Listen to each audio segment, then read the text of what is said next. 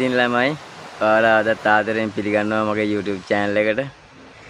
අද නම් ලස්සන කතාවක් කියන්න යන්නේ. මේක ඉස්කෝලේ 5 වසරේ තමයි මේ සිද්ධිය සිද්ධ වුනේ. මම එතකොට 5 වසරේ කියන්නේ හිතින් ගෑල් ළමයෙකුට ආදරය කරන 5 වසරේදී. ඔයගලන්ට අදාහ ගන්න බැරි වෙයි. 5 වසරේදී වෙච්ච සිද්ධියක් මේ කියන්නේ. එතකොට අපේ තාත්තගේ නංගිගේ දුව හිටියා අපිත් එක්ක. මමයි මගේ ලොකු මල්ලි ඒ නංගී තමයි අපි තුන්දෙනා තමයි එකට සෙල්ලම් කරන්නේ හැමදේම කරන්න අපි තුන්දෙනා එකට. මේ ඉතින් මේක නම් කිව්වා ඉඳලා ඉවරයි හැබැයි. කොහොම හරි ඉතින් මේ ඉස්කෝලේ යන කාලේ හිටියා මේ මගේ පන්තියේ දිනිති කියලා ගෑල් ළමෙක් හිටියා. මේ ගෑන් ළමයාට මේ මම දන්නේ ඉස්කෝලේ 5 වසරේ මෙහෙම දෙයක් කාටවත් හිතිලා තියෙනවද හිතිලා කොහොමද කියලා. කොහොම හරි මේ මට ඉතින් එහෙම දෙයක් හිතිලා තිබ්බා. හිතිලා කියන්නේ මේ අර නිකන් ආදරේ වගේ දෙයක්. ඇත්තටම ඒකේ නාත මේ කොහොම හරි මම එයා යන තැන් වලට යනවා. එයා ඉන්න තැන් වලට මේ මම එයා ඉන්න තැන් වලට මමත් ඉතින් හැමස්සම ලං වෙනවා. එයාව පේන මානෙම තමයි මම ඒ කාලේ ඉන්නේ. මේ කොහොම හරි එයාගේ උපන්දිනේ ලං වුණා. මේ දැන් මට මේ එයාට නිකන් තෑග්ගක් දෙන්න ඕනේ. මන් දන්නේ මේ කොහොම හිතිලාදම කියලා මට වරද. මේ ගොඩක් අය දන්න මේ කතාව. කොහොම හරි මේ මට එයාට නිකන් තෑග්ගක් දෙන්න ඕනේ කියලා වගේ එහෙම හිතිලා තිබුණා. ඊට පස්සේ මේ මම දැන් කල්පනා කරනවා එයාට මොනවද දෙන්නේ. ඒ කාලෙත් තේරෙන්නේ නැහනේ මොනවද දෙන්න ඕනේ මේ කිසිම දෙයක් තේරෙන්නේ නැහැ. කොහොම හරි මේ මට හිතුණා ගවුමක් ගෙන් දෙන්න ඕනේ කියලා. ගවුම මේ දැන් ගවුමක් දෙන්න ඕනේ කියලා දැන් මං ඉල්ලන්නේ කාගෙන් දන්නවද? අපේ නංගිගෙන්.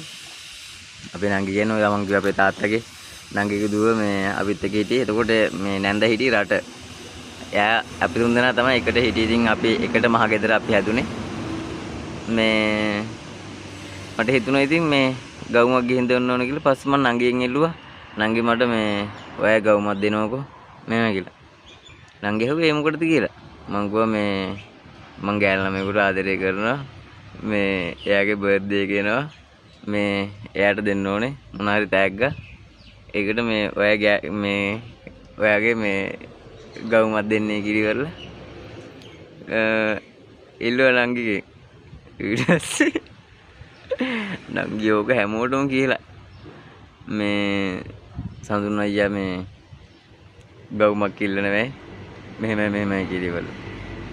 ඒකට මට ගෙදර ආයි කියන්නේ සඳුන් කියලා. සඳුන් අයියා ගවුමක් ඉල්ලන වෙයි මේ ඉස්කෝලේ ගෙනියන්න මගේ කිරිවරලා ආච්චි අම්මලත් කියලා නැන්දලට කියලා.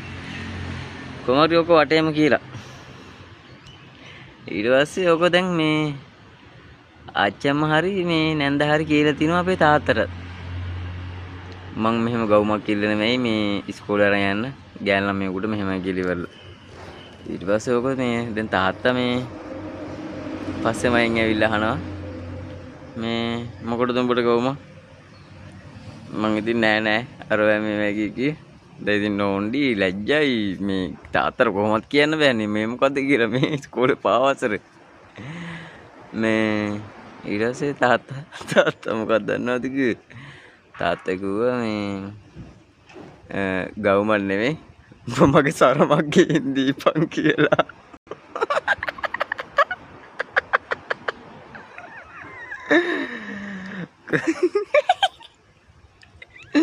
ඒ තරම් ආතල් වැඩ කරලා තියෙන්නේ. මේ මට තාත්තා දිහා බලන්නත් බෑ. මම අහක බලාගෙන එමෙට අඩියෙන් අඩිය ෂේප් වෙලා ගියා යන්න. මේ කොහොම හරි ළමයා කොහොම හරි ශිෂ්‍යත්ව පාස් වෙලා මේ ওই දිනිදි කියන ගෑන් ළමයා ශිෂ්‍යත්ව පාස් වෙලා කොහොම හරි මේ එයා ගියා වෙන ඉස්කෝලේකට. මේ අපේ ගමට අල්ලපු ගමේ මේ එයා කොහොම හරි ඉස්කෝලේකට ගියා. එයා දන්නෙත් නැහැ. මං එයාට ලව් මේ වගේ සිද්ධියක් මොනවක්වත් දන්නේ නැහැ. මොකද මේ අර මගේ තනි පැත්තෙන් තිබිච්ච දෙයක්. මේ හිතා ගන්නකො ඉතින් 5 වසරේදී අට ඔන්න ඔය වගේ ප්‍රශ්න තිබ්බේ. කොහොම හරි ඕක මේ ඔය කතාව සෑහෙන ප්‍රසිද්ධ අපේ නෑදෑයෝ අතරේ. කොහොම හරි දැනුත් මේ ඉබෙරදත් මට කවර හරි මතක් කරා මේ උඹ මේ කතාව කියන්නේ නැද්ද? මේ කතාව කිව්වේ මේ කතාව කියන්නේ නැද්ද කොහොම හරි කට්ටිය මතක් කරනවා මගේ යාළුවා හරි මේ නෑදෑයෝ. ඉතින් ඔන්න ඔය කතාව තියෙනවා. ඒක නම් ආතල්ම කතාව. මේ හරි ඉතින් මයිත් එකේ උදලා ඉන්න ඔයාලට ගොඩක් ආදරේ ඉතින් සබ්ස්ක්‍රයිබ් කරන්න, ලයික් කරන්න, කමෙන්ට් එකක් දාන්න. මේ ඉතින් ඔයාලා හැමෝම පරිස්සමෙන් ඉන්න ඕනේ. තෙරුවන් සරණයි. එහෙනම් තව අලුත් කතාවකින් මම එන්නම් ඔයගොල්ලෝ අතරට. එහෙනම් මම යනවා. බයි.